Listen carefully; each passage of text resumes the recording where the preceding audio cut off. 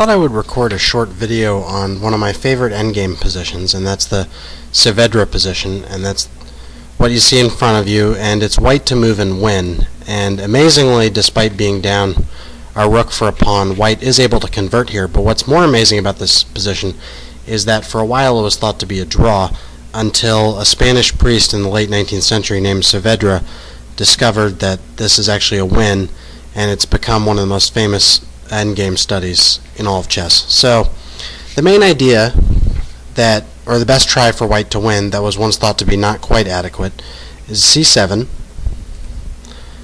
immediately threatening to promote the pawn. And so since black can't play rook c5, or obviously rook d8, black plays rook d6 check. And now if white tries something like king c5, this fails to rook d1 when black has a draw, since if promotes, rook c1 wins the queen, and if the king tries to come towards the pawn, black will just play rook c1 and play rook takes pawn, drawing.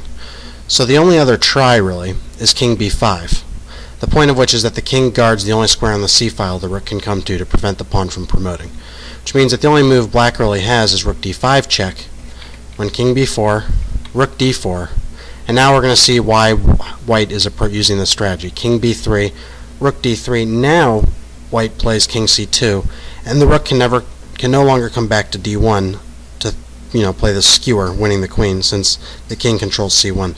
So the only try here, and what was thought to lead to a draw for black, is rook d4. Now rook d4 is a really tricky move because it allows the promotion, but as we'll see, after it promotes to a queen, black has rook c4 check. And now if the king moves, obviously we'll take the queen. So the only move is queen c4, but as you can see, that's a stalemate. So that's a draw. So for a long time, everyone thought that although white has this really nice strategy of coming down the board and then playing to c2, threatening to win, it wasn't quite enough because of rook c4 check. However, after rook d4, Saavedra, who was immortalized by this discovery, found the amazing under promotion c8 equals rook. This is what leads to a win, and it's kind of amazing because instead of getting a queen, which would be a material edge, white promotes to a piece that black already has, and yet this seals the win. First of all, the point is that rook c4 no longer works because of rook takes rook. And the king, because of the poor position of the black king, white is already threatening checkmate by rook a1.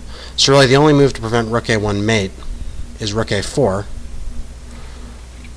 when we have the winning move, king b3. And I really like this move because it, at the same time, threatens the rook and threatens mate. So as we can see, the only try really is moving the rook will lead to mate. As we'll see, rook a2, for example, allows rook c1 mate. So the only try is king b1 when we have king takes rook, winning a rook, and now white is going to mate in short order, as we can see here. So the under promotion of c8 equals rook is the key to winning this study, and it's one that immortalized Saavedra, as I said, and I think this is a really beautiful endgame study and kind of instructive on ideas about playing with the pawn against the rook. And I also want to mention that this endgame study has a really interesting history, which actually has been discussed various places online, and I'll link to some of those below this video.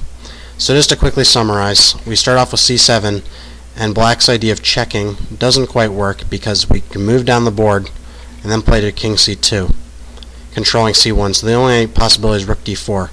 But Saavedra found the beautiful under promotion c8 equals rook, which then threatens mate, and after rook a4, king b3, we managed to create a double attack on the rook and also the threat of mate, and this is winning for white. So now you see how to win the Saavedra position, one of the most famous endgame positions, or endgame studies.